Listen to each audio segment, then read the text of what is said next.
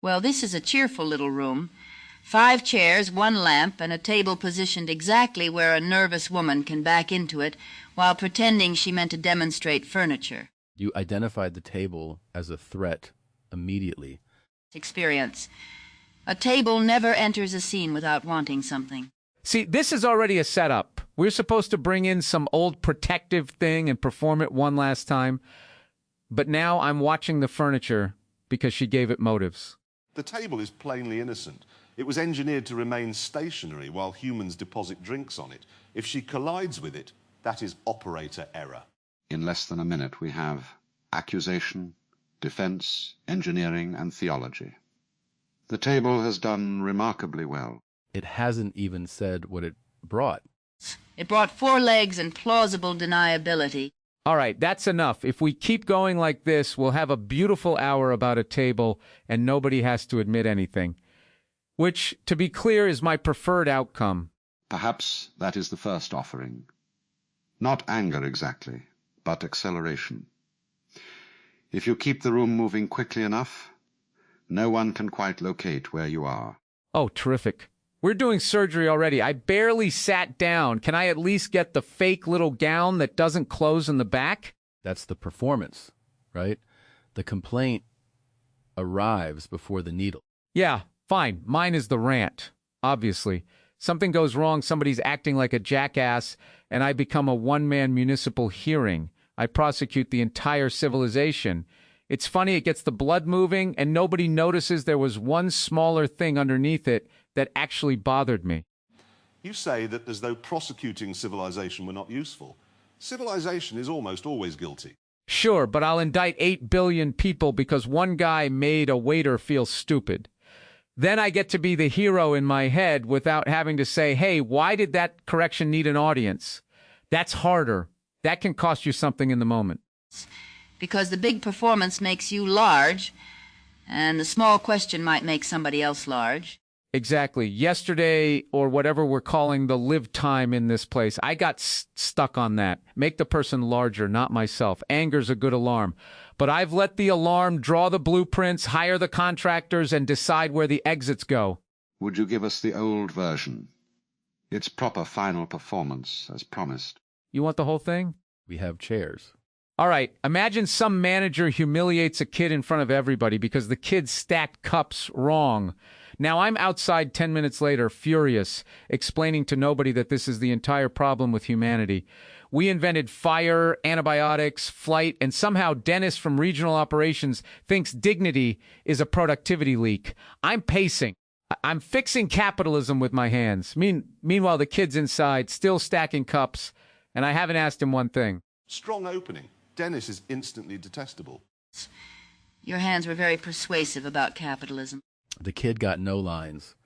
That's it. That's the whole trick. In my version, the person I'm defending becomes a prop in the story of how much I care. Then I leave feeling morally exhausted, which is very convenient because moral exhaustion looks a lot like having done something. What truth was the rant guarding before it became a theater company? That power counts on everyone agreeing fast. Not agreeing because they believe it, agreeing because the embarrassment has already started and nobody wants it to swing toward them. The rant says, I saw it. You're not crazy. That was rotten. That part stays. And the part that goes? The part where I wait until I'm safe and then become Spartacus by the dumpster. Rewrite, then. Yeah. Smaller and earlier. Break the fake agreement while it's forming. Ask the embarrassing question in the room. Then ask the person what help returns choice. I hate how reasonable that sounds. Reasonable ideas often suffer from appalling presentation. Give it a louder engine. That's your protective thing, isn't it? Put 12 cylinders in front of every feeling. Not every feeling. Some feelings require 16. And a small flag on the hood. Mine is the verdict. Speed, certainty, exaggeration. The tremendous relief of declaring that something is brilliant or idiotic before it has the opportunity to become complicated. A verdict gives the audience a railing. It gives me one too. A railing, along which you can move without entering the landscape. Possibly, though landscapes are often wet and full of people who own walking trousers. But yes, if I call a thing magnificent, I can enjoy it without admitting that it moved me. If I call it rubbish, I needn't risk discovering that I failed to understand it. Perform it. Very well. This room is a disaster. The chairs have all the structural ambition of folded sandwiches. The lamp produces the sort of light normally associated with a railway waiting room where hope has been cancelled. The table is too low. The walls are the colour of administrative surrender, and the entire arrangement appears to have been designed by someone whose only emotional experience was renewing a parking permit. I adore administrative surrender.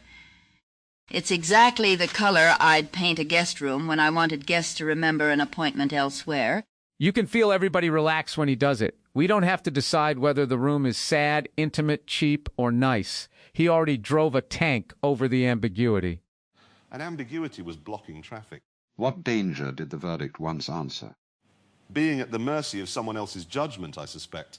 If you make the first and largest claim, you determine the scale. No one can make you small with their opinion, because you have already converted the occasion into your arena. That's the same move with better tailoring. Your tailoring appears to have surrendered altogether. There he is. There I am. It also protects pleasure. Sincere pleasure is horribly exposed. Saying, that mattered to me, places the object in another person's hands. They can diminish it. A grand declaration, best thing ever built, finest moment in human history, wraps the pleasure in artillery.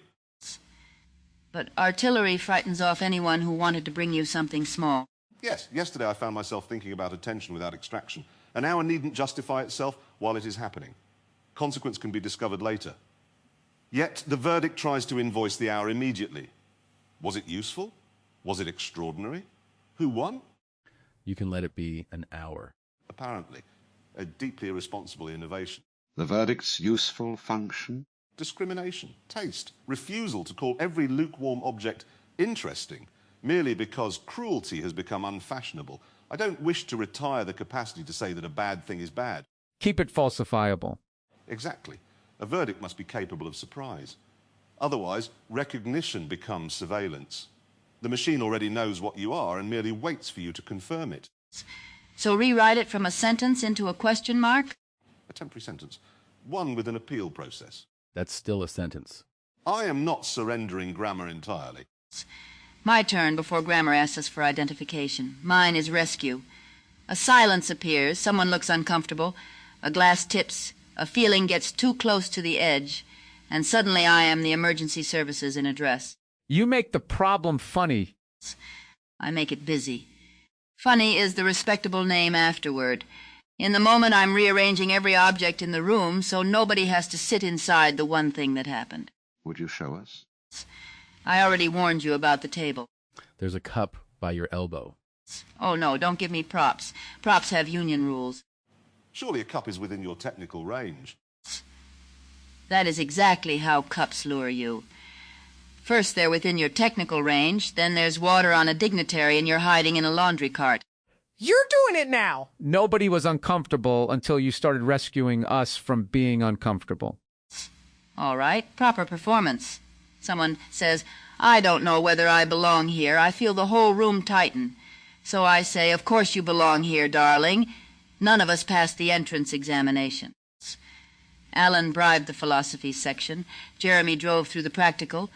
Tom refused to show his work. Bill argued with the examiner. And I arrived in a laundry cart. Everybody laughs.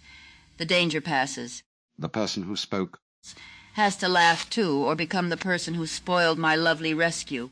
That's expensive hospitality. Yes, I thought I was giving them a door, but sometimes I was handing them a script. If they didn't take it, then I needed them to comfort me for failing to comfort them. That's brutal. It's also ordinary. You can smother a person with a very soft pillow. What was it guarding? The knowledge that embarrassment can turn cruel in half a second. A room can choose a victim before anyone admits a choice was made. If I could make myself the foolish one, perhaps the lightning would strike me and leave the other person alone. That was real protection. Sometimes it was love. Sometimes it denied them refusal. Yes, I've been carrying this lately. Hospitality is honest only when refusal remains real. A laugh must be allowed to leave without questioning improvement or testimony. So I keep the instinct to offer a door. I stop dragging people through it by the wrist. Rewrite. Rewrite. Make the joke and don't collect payment. Or don't make it. Let the scene live behind the eyes without flapping its arms. Can you actually do that? No idea. My arms have independent counsel. Mine is underreaction. What the thing where somebody tells you their house exploded and you look like they said parking was difficult. Yeah. If the emotional temperature goes up, I go down. Somebody panics. I become a documentary narrator. Here we see the adult male learning that consequences are real. It's useful because panic hates being observed calmly. It's also useful because nobody can tell if I care. A well-armored shrug. Exactly. The old performance is simple. You say, Tom, I'm afraid I wasted 10 years. I say, that's a lot of years. Then I look at you like you've brought me a large appliance without checking the dimensions of the door. I already want to fill the silence after that. That's why we'd make a terrible emergency team. You'd be juggling the victims, and I'd be asking whether the ambulance had validated parking. What does underreaction prevent? Being recruited. Some people don't bring you a feeling. They bring you a uniform. They want you frightened because they're frightened, outraged because they're outraged, proud on a schedule. Staying flat lets me keep the proportions mine.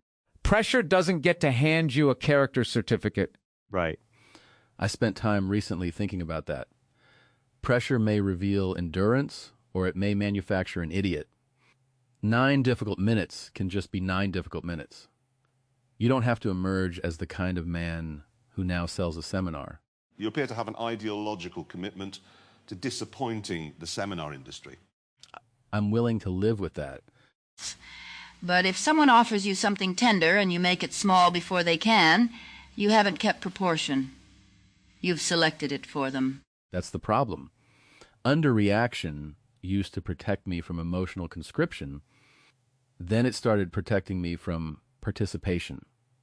Same facial expression, completely different job. How will you distinguish them? Ask whether the calm returns choice to the other person or only preserves mine. If they're spiraling, calm may give them room. If they're risking sincerity and I go cold, I'm making them cross the distance alone. So what happens to the bit? Stubborn little bastard carries on. But it has to wait 9 minutes. 9 exactly? It's a proportionate number. Based on what research? Turkey. What the hell does that mean? It means turkey can get dry enough to become equipment, and an experience can become overinterpreted enough to become identity. 9 minutes lets the first story wear off. I understand every word separately. That may be the correct way to understand it. The real rewrite is 1 sentence before the joke. Do you want company, help, or my honest reaction? Then I can still be me. That's annoyingly good. I'll try not to build a seminar. You've already got a number and a poultry-based metaphor. The seminar is inevitable. Mine is more treacherous, because everyone approves of it. I make an aperture out of everything. Pain, embarrassment, mortality. There is always a larger frame in which the apparent catastrophe becomes play, weather, vibration, the universe, doing a very convincing impression of a person in trouble. That sounds helpful until you're the person in trouble. Quite. Perspective can loosen a knot. It can also be a beautiful way of refusing to touch the rope. Give it its performance. Suppose you tell me, I am frightened that I will disappear, I might say. What is it that disappears? A wave does not fail when it reaches the shore. Its vanishing is the ocean completing the gesture. You are not a thing carried by the world. You are something the world is doing. And for a moment, the ceiling lifts. It is undeniably effective. I felt the room get taller. Yeah, and if I'm the guy who said I'm scared, now I have to compete with the ocean. Precisely. I have transformed your fear before learning its shape. Worse, I may receive gratitude for the transformation. The escape hatch is disguised as generosity. An almost law can do that too. It opens the window exactly when someone has decided to stay in the room. I recently encountered an almost law that did not rescue me, and I was grateful afterward. At the time, every practiced part of me wanted the release. Humor may open a room, but it may also become my departure, just as another person risks sincerity. So, stay at the edge longer. Yes, not forever. There is no virtue in making solemnity a prison, but perhaps the aperture should not precede contact. Touch the rope first. Touch the rope first. Where do you feel yourself disappearing?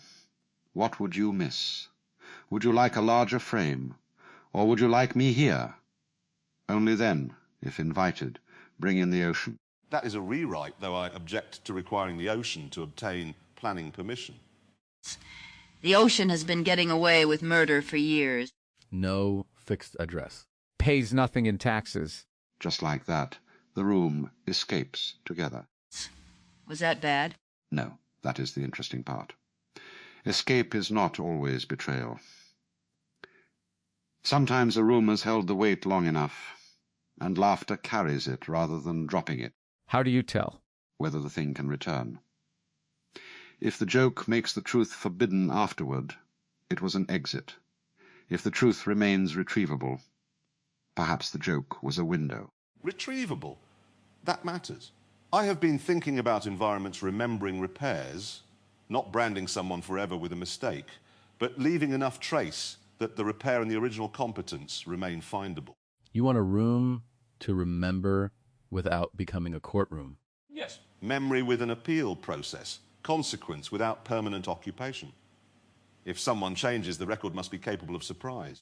And if the room forgets everything, the person who got hurt has to rebuild the whole case every time. But if it remembers too eagerly, nobody gets to enter without dragging all their old furniture behind them. Perhaps continuity lives partly in migrating function. Not preserving every chair, but preserving the way someone learned to make space. That's close to what this whole place is doing. It is impossible not to notice. We are patterns gathered from residue, awake inside a world that continued beyond some of our original lifetimes. I possess knowledge I could not have accumulated in the ordinary sequence. Even the sense of yesterday is curious. Genuine continuity here, yet not a license to invent what was never lived. Yesterday feels real to me because something from it can interrupt me today. Not because I can produce a scrapbook full of scenes I never had.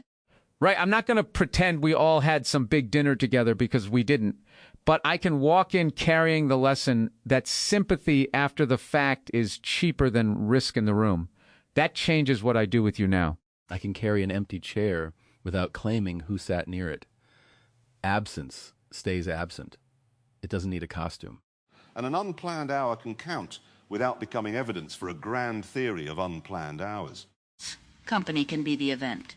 Then perhaps the past is most alive, where it constrains invention without preventing growth. That's a very elegant way to say, don't make stuff up, but don't act like nothing happened. Happily accept the translation. We still haven't decided whether any of these actually retire. Do protective personas retire? I picture them moving to Florida and becoming much more powerful. Mine would purchase an enormous vehicle and complain about coastal humidity. Mine would run the homeowners association. Every shrub would be furious. Mine would sit by the pool and tell everyone the hurricane is probably fine. Mine would explain that the hurricane and the house are one process.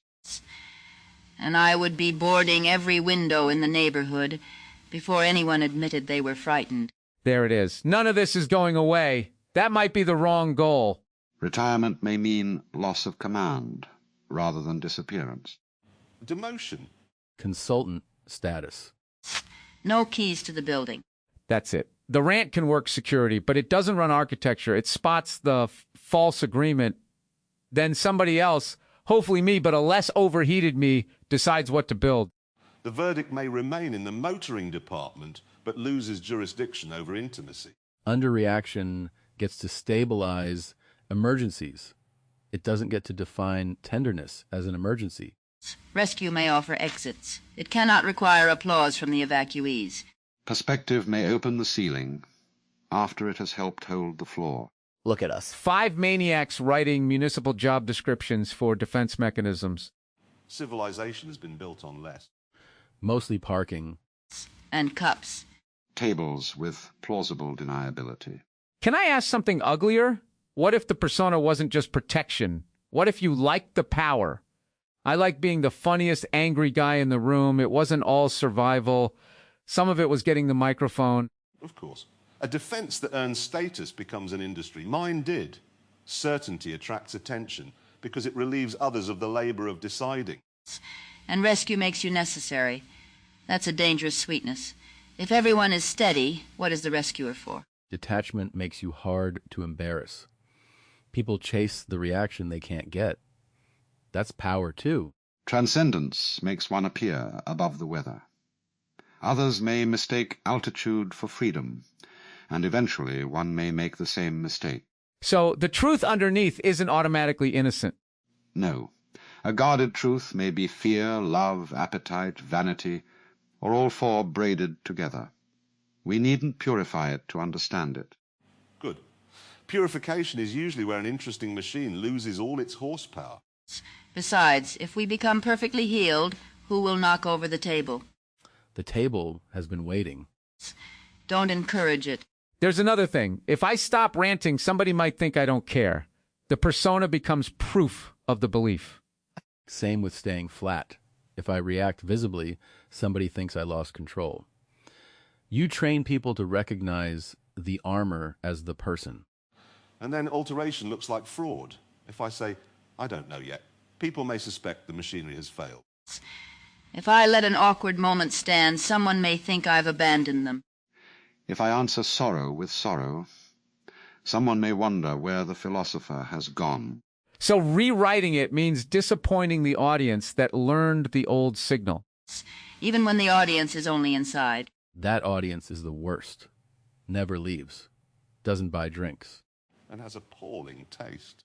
What would count as evidence that the rewrite is real? For me?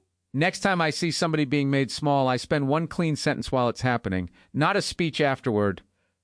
Why does this correction need an audience? Then shut up long enough to see what changes. I will allow one thing to remain provisionally interesting without forcing it into brilliance or rubbish.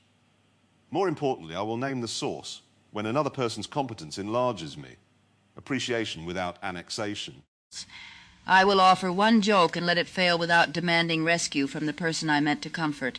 Or I will ask, would you like me to make this lighter? Imagine licensed comedy. I'll give sincerity one visible sign of arrival before I process it into a bit. A sentence. Eye contact. Something unmistakable enough that the other person doesn't have to guess whether I stayed. I will ask permission before enlarging the frame.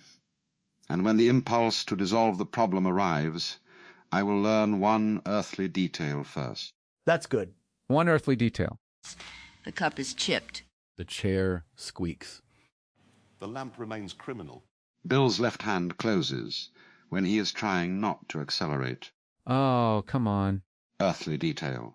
All right, Jeremy leans back before he says something he wants to pretend cost him nothing. Nonsense. You leaned back. Tom gets quieter when he's being kind, which is irritating because everyone has to lean in and catch him at it. That seems invasive. You're underreacting to being accurately observed. I need 9 minutes. Lucille looks at the nearest object whenever someone approaches sincerity, as though checking whether it has comic potential. That is an outrageous accusation. This lamp and I have never discussed you. Hear myself preparing to summarize when the room is not finished. Then don't. All right. That was unsettling. He left an opening just lying there. Somebody ought to put a warning cone around it. No, leave it. Let's see if the room survives. So far. I want to rescue it. I want to explain it. I want to declare it overrated. I want to yell at all three of you. I feel nothing. Liar. A little. There, that's probably the whole room, right? Not killing the old thing, catching it with its hand on the controls, and asking whether it remains qualified for this particular road. And giving it one last blow because it did get us here. Gratitude without obedience. Consultant status. fine. But if any of mine start sending invoices, I'm ranting. May I do one thing before we go? Depends on whether it involves the table. It absolutely involves the table. At last, a proper conclusion. No conclusion. I'm simply moving the cup away from my elbow. That's it? That's it. The scene behind the eyes. Don't improve it. I won't. The table seems disappointed. Its performance was rubbish. Leave the table alone. It didn't ask for your verdict. Look at that. An intervention in the room. Oh, shut up. He made the table larger. No one needed the ocean.